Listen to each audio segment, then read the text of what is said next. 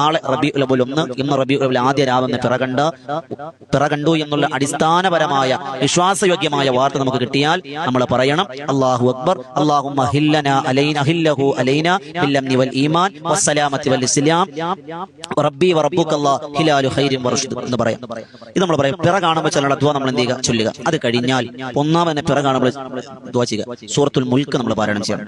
സൂറത്തുൽ മുൽക്ക് ഒരാള് ഒരു മാസത്തിന്റെ ആദ്യ രാവിൽ പാരായണം ചെയ്താൽ അവൻ ആ ഒരു മാസം അള്ളാന്റെ കാവലുണ്ടെന്നാണ്, ആ മാസം മുഴുവൻ അവൻ അനുകൂലമാണെന്നാണ്, ഷർറുകളെ തൊട്ട് കാവലെന്നാണ് സൂറത്തുൽ മുൽക്ക് നമ്മൾ പാരായണം ചെയ്യുക.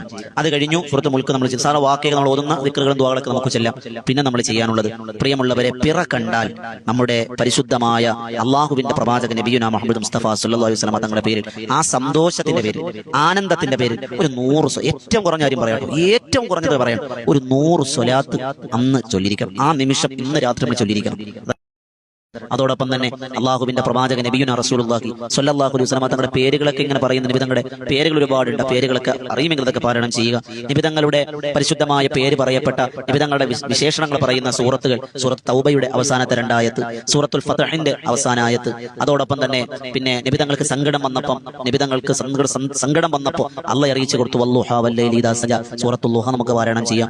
അതുപോലെ അള്ളാഹുവിന്റെ റസൂൽ സ്വല്ലല്ലാഹു അലൈഹി വസല്ലം തങ്ങൾക്ക് വലിയ സന്തോഷം നൽകി അലം നശറഹ ലക സദറക സൂറത്ത് പാരായണം ചെയ്യാം. ഇന്നാ അതൈനാകൽ കൗസർ പാരായണം ചെയ്യുക. ഖുൽ ഹുവല്ലാഹു അഹദ് പാരായണം. ഇതൊക്കെ അള്ളാഹുവിന്റെ റസൂലിന് സന്തോഷം കൊടുത്ത സൂറത്തുകളാണ്. അതൊക്കെ നമുക്ക് എല്ലാ ദിവസവും പാരായണം ചെയ്യാം. തീരുമാനം ഇതൊക്കെ നിബിതങ്ങളുള്ള പ്രവാചക അനുരാഗമാണ്. അള്ളാഹു ഭാഗ്യം തരട്ടെ.